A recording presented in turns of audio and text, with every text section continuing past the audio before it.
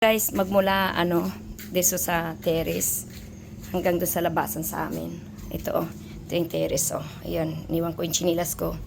Ito, packet sa taas, balkon yan at mayroon ding papuntang taas. Medyo yung kulay ng ating Ito yung sa sa rooftop. Mayroong mapagtambayan din sa hapon o sa gabi. Ito guys, makikita yung sa labas, makakapag kwentuhan ng tahimik dito. Ayan, maganda tahimik dito mga guys. Kung gusto nyong mag-overnight papuntang Lingayen, Lingayen, Kapandanan Cottages lang. Ito, hanapin nyo lang sa Facebook ng Kapandanan Cottages or tignan nyo sa website www.kapandanancottages.com. Marireach nyo kami doon. Makikita nyo rin yung number, telephone number at ng messenger at email. Dali guys, punta ako sa baba. Papasok ito, sala. Ngayon, bibili kami ng aircon. Lalagyan namin ng aircon to guys. Ngayon wala pang aircon pero titingin ako ngayon ng aircon para bago kami bumalik sa aming pupuntahan o uwihan ay mayroon ng aircon.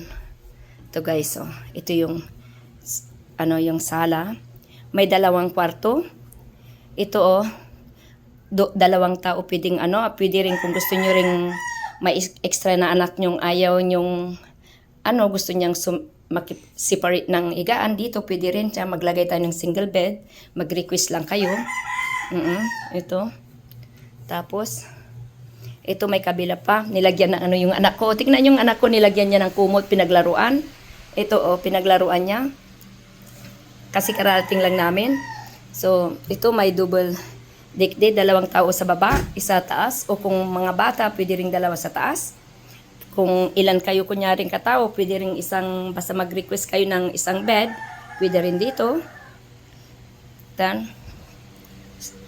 Tapos, may sarili kayong kusina. Kung gusto niyo magluto, kapapalit lang namin ng bagong para medyo maganda-ganda. Ito, hindi ko pa na pwede kayong magluto rin. O may rice cooker, may mga lutuhan, mga gamit. May mga plato, kutsara at mga baso. Ayun, may sarili kayong kusina. Kita niyo yung sa labas. Habang kumakain, nakikwentuhan, ito sa labas, makikita nyo guys, pwede nyong buksan to. Nililinisan namin yung sa likod para medyo malinis-linis ng kunti. At ito may fridge din kayo. Ito yung banyo. Ito may banyo guys,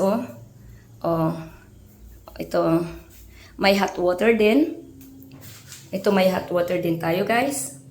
Ayan, Ayan, dito tayo guys. Kung gusto nyong mag-overnight dito, mag-message lang kayo kay Melody Viray o Beltran Viray. Makikita nyo siya sa Messenger o sa Facebook. Okay. Ito mga guys, ito salo, may lalagyan ng aircon, mayroon ding ng ceiling fan at bawat kwarto ay mayroon ding electric fan mga guys. Okay, thank you for watching and I hope to see you here mga guys. Kung sino mang gustong pumunta dito, magpabook at tayo na. Malapit kami sa Lingayen Beach, malapit kami sa Stanza Beach. Malapit kayo kung may sasakyan kayo papuntang Labrador, papuntang Bolinao, 100 Islands. Okay, ito pwedeng magmariti sa labas mga guys, okay? Okay, thank you.